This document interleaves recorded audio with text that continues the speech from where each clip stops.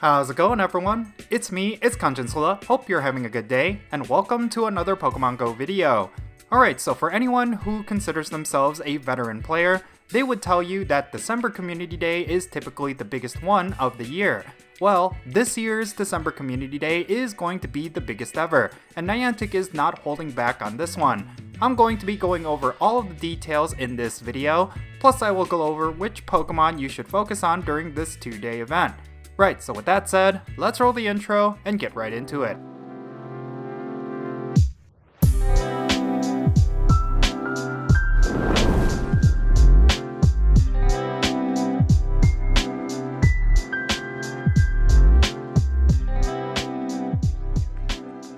Okay, let's jump into it. So, Niantic revealed all the details regarding the final Community Day of 2022.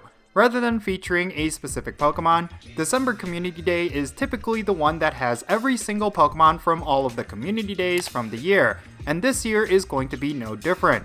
If you missed a particular Community Day this year, or you were looking to farm up more candy and shinies of a specific one, then this will be a great opportunity for you to get them. By the way, for this video, I'll be using the infographic made from Go Stadium, as the official Pokemon Go infographic has incomplete and incorrect info, so make sure you go follow them, and I want to say thank you to them for providing such amazing graphics for the community. Alright, now that I got that out of the way, let's get into the details. December Community Day is going to be a 2-day event starting on Saturday, December 17th at 9 o'clock a.m. local time, and will go until Sunday, December 18th at 9 o'clock p.m. local time. On each day of the event, you will get special bonuses and increased shiny chances between 2 o'clock p.m. and 5 o'clock p.m. The bonuses that will be active during this time include double experience per catch, double stardust per catch, half distance for hatching eggs, double the amount of candy per catch, double the chance to get Candy XL, and 3 hours extended duration for incense and lures.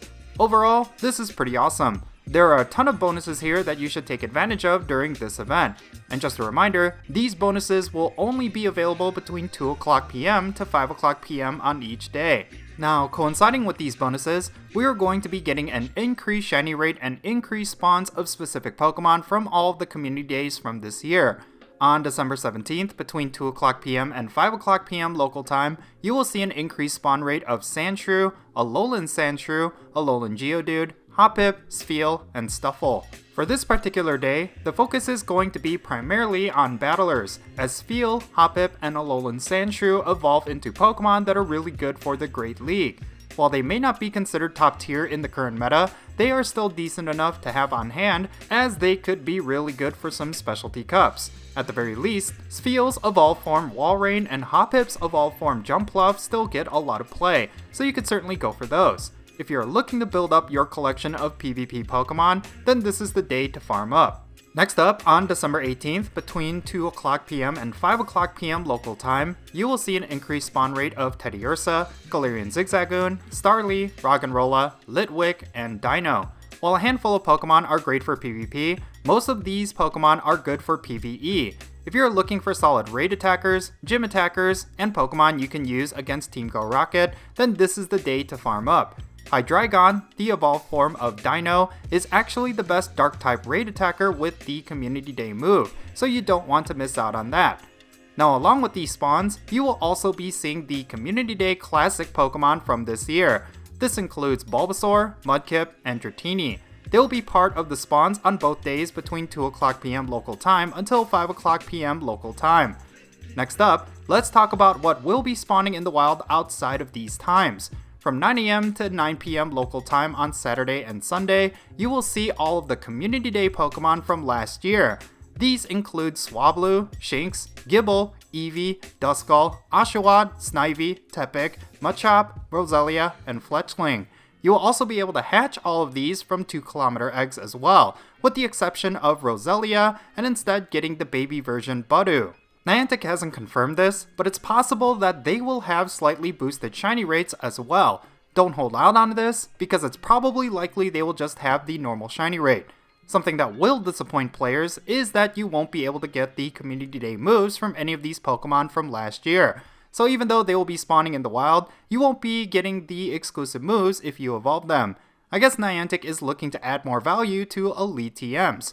Speaking of which, all of the Pokemon that got a Community Day or Community Day Classic this year will get their exclusive moves if you evolve them.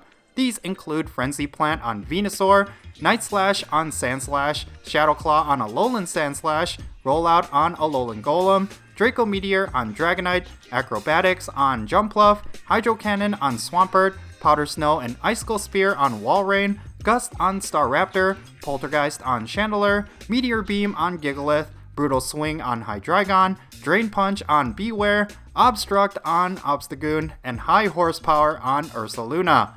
A lot of these are meta moves for these Pokemon, so don't forget to evolve your best ones during this event. They will be available from 9 AM to 9 PM local time on each day, with the exception of Ursaluna. For that Pokemon to get high horsepower, you will need to evolve a Teddiursa from 2 PM on Saturday to 6 AM on Sunday, or 2 PM on Sunday to 9 PM on Sunday. But make sure you set some alarms based on these times so that you know when to evolve your Pokemon. So yeah, overall, this is looking to be a really solid December Community Day. While it's not too different from previous December Community Days, the addition of the Community Day Classic Pokemon along with a bunch of really good bonuses is going to give you a full experience. I guess the only drawback of this Community Day compared to last year's is that the bonuses will only be active for 3 hours on each day. Since the rollback of 3-hour Community Days happened this year, we are essentially getting half the amount of bonus duration compared to last year. In case you weren't around or you don't recall, the bonuses last year went for 6 hours on each day. Unfortunately, we are not going to be getting that this time around. But aside from that fact, I see no reason to complain here. While the list of Community Day Pokemon from this year was a bit of a hit or a miss, there were still some really good standouts that you should definitely look for.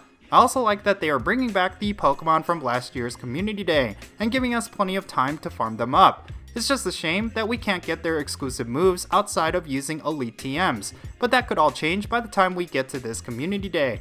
For myself, I'm going to be going after the Pokemon of the Community Days that I missed. I was traveling or had obligations for Stuffle, Galarian Zigzagoon, Teddiursa, and Starly.